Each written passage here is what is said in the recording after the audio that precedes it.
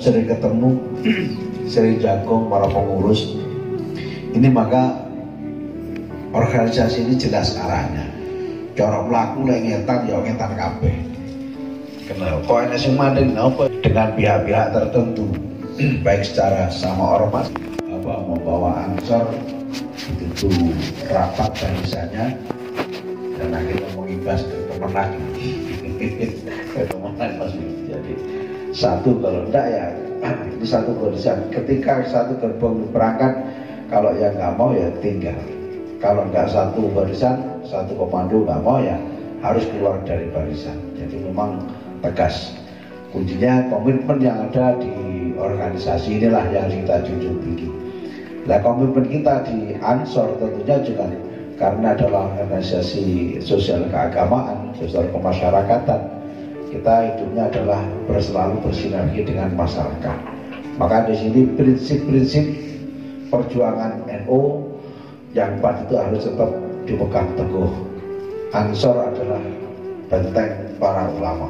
Ansor, kalau saya bilang Ansor sudah di dalamnya ada Banser. Walaupun sekarang nampaknya kalau Banser kadang-kadang merasa tidak Ansor, kalau Ansor itu bukan Banser, bukan itu. Jadi yang namanya Banser itu bagian atau perwujudan cara wong pelaku nu ya tenagane ning Banser itu. Otaknya di Ansor. Ini harus jadi satu. Jangan sampai nanti satpernya Banser dengan ketua PC PAC-nya nggak satu. Sitok ngalor, sitok ngintil lah, ubrah gitu. Inilah makanya perlunya konsolidasi kita di sini, sahabat semuanya. Kemudian yang kedua, sahabat semuanya, tak kalahnya adalah penguatan pemantapan gerakan kita. Jadi gerakan-gerakan kita harus dimantapkan. Apa tujuannya, bagaimana langkahnya, terutama sekali kalau sudah bicara soal pendanaan. Kalau tidak dimantapkan, kita seringkali ada pemikiran-pemikiran tapi kabur kanginan. Kenapa? Karena kalau sudah bicara dana dengan Ansor itu ya, kalau dulu ada pasukan Pasopati cadong lumayan tas tol itu ngalor itu ke proposal. Kalau sekarang kan tidak. Harusnya bagaimana membuat organisasi ini berdaya. Jadi banyak akses, punya keahlian sehingga nah penyakitnya biasanya kalau sudah ada fee-nya itu kadang akhirnya terodok miring. Nah itu orang paten yang Ansor. Jadi ketika sudah gede seperti itu, ini penyakit bawaan.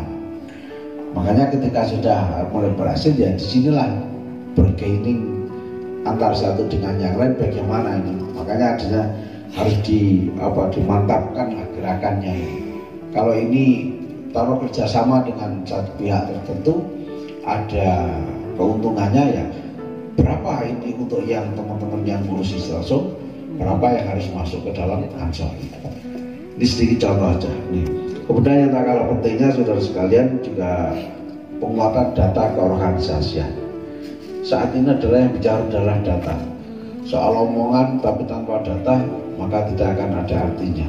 Kita ngomong NU besar, berapa jumlahnya? Sampai 100.000, jumlahnya sekian, buktinya mana? Nggak ada. Tadi KTA-nya baru 14, untung ini. Padahal kalau dilihat itu lebih 14 bisa gitu. Berapa ranting sudah? Kalau kumpul pengajian geruduk bah, untung Ancore ya kayak bajere gede, seperti itu. Tapi datanya ini, makanya penguatan data di sini perlunya sekali. Dan kalau sudah terdata di sini bapak semua, semuanya itu sangat diperlukan. Kekuatan data itu melebihi segalanya. Pangapunten mohon maaf, belajar dari sejarah. Kenapa dulu ada kiai-kiai yang tercatut menjadi PKI? Akhirnya mereka dibunuh ketika ada pembantian. Kenapa? Karena mereka masuk anggota PKI.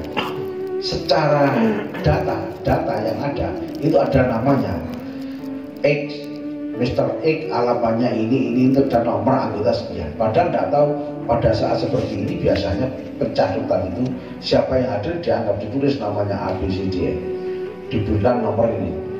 Dan yang bersangkutan tidak pernah merasa dia menjadi anggota, tapi datanya ada. Maka ketika ada operasi seperti itu, nah ini maka ya akan tetap Makanya kekuatan data memang luar biasa. Mohon maaf, barangkali kalau kita melihat saudara di kiri kanan itu, namanya gerakannya nggak begitu masif, tapi muatan datanya luar biasa.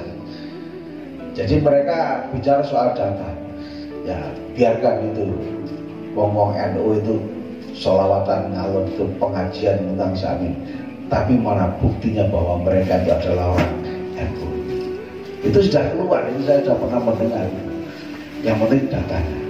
Makanya perlunya kita yang muda-muda sahabat semuanya, penguatan data organisasi, keanggotaan maupun yang lainnya itu sudah. Dan yang terakhir adalah penguatan akidah, Ahlussunnah wal Jamaah, yang insya Allah semakin hari itu semakin mumpuni, dan semoga saja ini benar-benar bukti daripada kita cinta pada Aswaja. Ingat, didikannya NU adalah untuk membentuk paham-pahami. Itu sudah diteruskan dalam risala Ahlussunnah wal Jamaahnya Mbak Hashim seperti itu. Tujuannya adalah itu. Kalau kita di sini selaku orang Aswaja, maka Ahlussunnah wal Jamaah kita tidak istilahnya membendung derasnya aliran Wahabi ini, maka itu belum mencapai tujuan yang utama saat didirikan daripada Aswaja. Dan itu harus kita wujudkan dalam kegiatan-kegiatan yang menjadi ciri khas daripada NU, yang rahmatan lil alamin tentunya, dan seringkali juga bergesekan dengan saudara-saudara sebelah, tapi itu tidak masalah. Pecah nom nggak ada gesekan, kurang tantangan gitu ya. Lah si nom merawani tuwae apa teh. Betul ini. Dulu ya sejarah saja. Aku biar jadi untuk kemualan kan. Itu. Jadi hancur orang kemalan dulu jadi imam tahlil di rampung. Iya.